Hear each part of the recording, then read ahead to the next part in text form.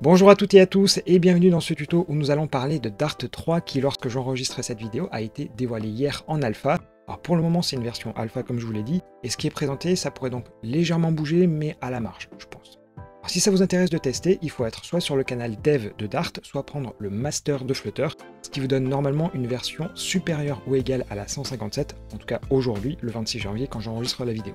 Avant que je vous présente les nouveautés sur la partie syntaxique, le principal changement vient du fait que le null safety est désormais obligatoire.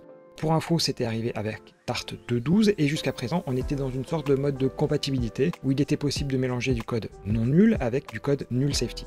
Et donc désormais sur Dart 3, ce sera plus possible car seul le null safety sera proposé. Si vous ne l'avez pas encore fait, il existe la ligne de commande Dart Migrate. Mais bon, avec du recul, quand j'ai dû basculer mes projets, ça n'a jamais marché ou il y avait plein de bugs. Du coup, il faut faire ça à la main. Et bon courage parce que c'est un peu compliqué. Du coup, si vous allez sur pub.dev, auparavant il y avait un badge null safety pour les packages pour indiquer qu'ils étaient compatibles, et désormais ce badge a disparu pour s'appeler Dart 3 Ready pour indiquer non seulement le null safety, mais plus globalement la compatibilité avec cette nouvelle version du langage. Côté outils, tout n'est pas encore terminé, mais vous voyez que justement la commande Dart Migrate dont je vous ai parlé, elle n'existera plus. Pareil pour les pub upgrade et outdated avec les arguments que vous voyez également. Au niveau des commandes dépréciées, en réalité c'était déjà le cas sur Dart 2.19. En fait, auparavant, vous aviez une ligne de commande, par exemple pub tout court, alors que tout est regroupé sous Dart pub ou alors Flutter pub désormais. Et c'est pareil pour le fichier packages qui est d'ailleurs supprimé depuis un petit moment. Voyez ensuite qu'un certain nombre d'autres éléments restent à faire, mais rien qui ne va casser nos projets. Maintenant, côté support des outils de build, il y a le WebAssembly qui est géré sur le web et RISC-V sur Linux. Et pour ces deux sujets, je pense que je vais vous faire des vidéos dédiées pour mieux que vous puissiez comprendre typiquement qu'est-ce qu'apporte cette fameuse architecture RISC-V aujourd'hui. Allez, du coup maintenant je sais ce que vous attendez, à savoir les nouveautés en termes de syntaxe, et finalement il va y en avoir trois nouveautés, à savoir les records, les patterns et les access control. Mais avant de vous montrer comment on code ça, il faut bien que vous changiez dans le pubspec la version minimum que vous voulez utiliser, donc il recommande la 151 voire 157 en ce moment, mais surtout ajouter dans les paramètres de Flutter ou de Dart que vous voulez lancer avec les enable experiment que vous voyez juste là. De toute façon, si vous ne le faites pas, ça va vous engueuler, donc voilà, vous serez obligé de le faire. A noter que sur le Dartpad, aujourd'hui, vous pouvez tester les records et les patterns, par contre, on ne peut pas dire les access control, c'est bloqué, c'est comme ça. Pour commencer, on va regarder les access control qui concernent les classes, et donc aujourd'hui, quand on utilise le mot classe, ça peut à la fois être étendu et utilisé comme interface. Donc je vais vous donner un exemple, ici par exemple, si je fais un geolocation extended, je mets extends geolocation, et ensuite l'important c'est qu'il faut surtout que j'appelle la méthode super avec les deux bons arguments et ça va fonctionner. Pareil, j'ai la possibilité de l'utiliser avec la implements, et donc là j'ai juste besoin d'écrire implements geolocation et ça va fonctionner, sachant que vu qu'ici quand on utilise implements c'est comme une interface, forcément je suis obligé de tout redéfinir, typiquement les variables latitude et longitude où je suis obligé de faire des getters. Et si je rajoute en plus une méthode quand je fais extends, forcément je récupère l'implémentation. Par contre quand je suis en mode interface, forcément c'est à moi à l'implémenter. Et également le mot-clé classe il peut servir pour les mixins comme c'est indiqué ici. Par contre, comme vous voyez, là ça me dit que ce n'est pas possible parce que dès lors qu'on a un constructeur, ça ne marche pas. Donc en gros ici, si j'enlève tout ça et que en fait j'enlève le constructeur, et bien vous voyez que donc mon mot-clé classe, je peux l'utiliser aussi pour un mixin. Donc en fait ce mot-clé classe, il était utilisé pour un peu tout à la fois. Et là l'idée c'est que désormais vous pouvez toujours utiliser le mot classe tout court, mais en fait on va pouvoir avoir d'autres éléments. Donc au niveau des nouveaux mots-clés, on a interface class qui veut donc dire que ça ne peut être utilisé que comme une interface et donc avec le mot-clé implements. On a exactement la même chose avec base class, dans ce cas-là c'est exactement l'inverse, à savoir qu'on dit ça peut être uniquement utilisé avec le mot-clé extends et pas implements. Et on a également le mot-clé final qui veut là carrément dire pas implements, pas extends et même la même chose pour mixin. Vous avez les sealed classes, mais j'y reviens dans un petit instant. Et pour les classes, en fait, maintenant, désormais que vous les utilisez en tant que mixin, il va bien falloir le préciser. Ça ne va plus marcher si vous utilisez que classe tout court. Juste avant de regarder les sealed classes, on va s'intéresser aux records. Et comme vous le savez, aujourd'hui, quand on a une méthode, en fait, on ne peut retourner qu'un seul type. Par exemple, void, int, quelque chose comme ça.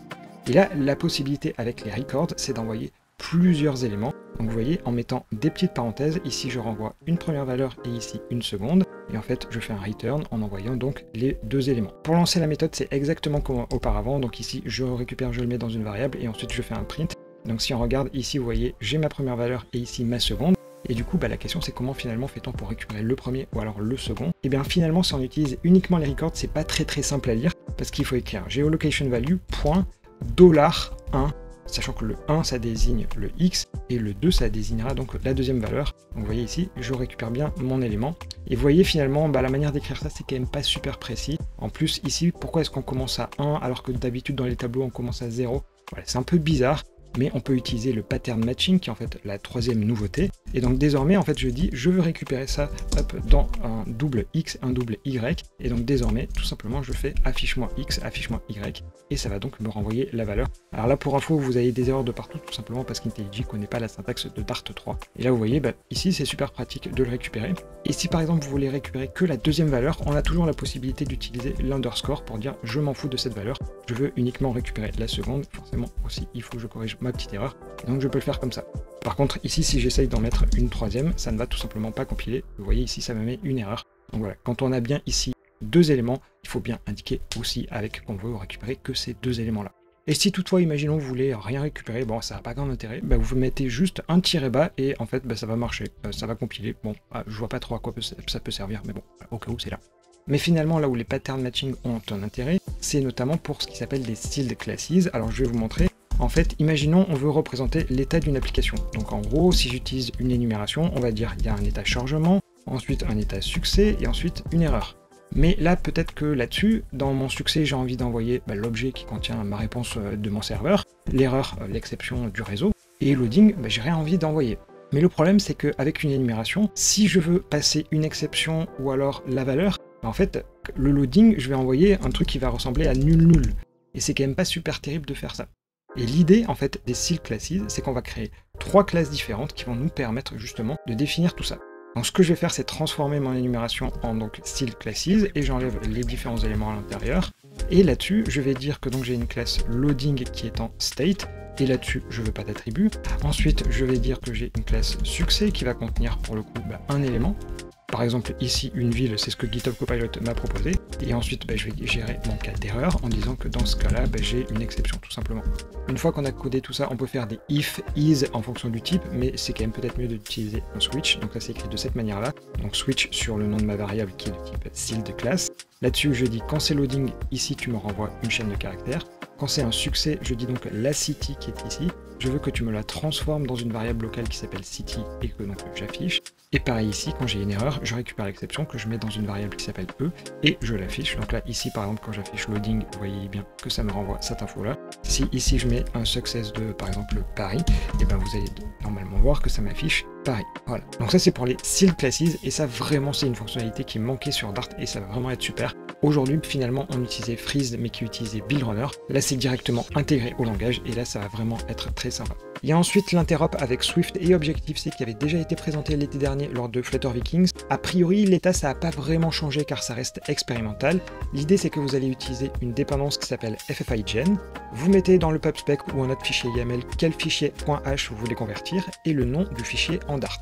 Puis vous lancez Dart Run FFIGen, ça va vous générer tout ça. Et dans l'idée, plutôt que Flutter doive utiliser un method channel qui lui-même va lancer du Swift ou de l'Objective-C, là c'est directement le Dart qui va appeler le Swift ou l'Objective-C, donc ça va être beaucoup plus rapide. Et d'ailleurs, par exemple, aujourd'hui, si vous utilisez la lib HTTP, il existe une déclinaison Cupertino HTTP qui vient appeler les API comme l'URL Session qui sont uniques à la partie de chez Apple, à la partie Foundation. Et là-dessus, comme je vous ai dit, rien de nouveau. En revanche, là où il y a du nouveau, c'est sur le package JS qui a désormais la notation JS Export et qui permet donc depuis du Dart d'appeler directement des fonctions en JS. Bon, là-dessus, comme vous le voyez, ça a été mis à jour il y a un petit moment, mais en tout cas, c'est bien disponible. Mais surtout, la grosse nouveauté, c'est le support de l'interop avec le Java et le Kotlin, et donc d'Android. Alors, je vais pas vous faire du live coding, mais on va simplement regarder l'exemple, car ça va revenir au même. En gros, vous avez ici le plugin pour les notifications avec du code en Java qui a une méthode showNotification. Du coup, on définit dans un fichier YAML l'ensemble des classes qu'on veut récupérer, et on va dire ici ensuite qu'on veut tous exporter dans un fichier qui s'appelle libNotificationDart, et ça va donc nous générer tout le code Dart FFI pour nous. Ensuite, on n'a qu'à appeler notification showNotification avec les différents objets qui sont demandés, sachant d'ailleurs qu'on va se retrouver avec le contexte d'Android. Et d'ailleurs, pour les devs Android, l'expression toi-même tu sais, ça s'applique ici. Bon, en gros, si vous connaissez pas le contexte, c'est un peu un gros boulet d'Android, si je caricature un tout petit peu. Donc voilà pour le GNIGN qui est vraiment une super fonctionnalité. Je vais essayer de creuser un peu plus sur les performances, mais bon, sans avoir besoin de faire le moindre test, on sait déjà que ça sera beaucoup plus rapide, car on va plus avoir besoin de s'envoyer des messages tout simplement. Voilà, finalement on a fait le tour de toutes les nouveautés de Dart 3. Quoiqu'en fait j'ai oublié les breaking changes qui sont disponibles sur le changelog. Par exemple, on note que le constructeur des listes va disparaître pour laisser uniquement les crochets, donc pour créer des listes. Et le onError sur des méthodes parse sur les nombres utilise tryparse désormais. Le reste, ça m'a l'air de couvrir des cas un peu plus spécifiques. Bon, je vous donnerai quand même le lien dans la description au cas où vous voulez regarder. Bon, cette fois-ci, j'ai bien fini. J'espère que cette présentation vous aura plu. Auquel cas, n'oubliez pas de liker la vidéo et éventuellement de la partager pour permettre peut-être à d'autres personnes de découvrir les nouveautés du langage. Et donc sur ce, je vous souhaite à toutes et à tous une excellente journée.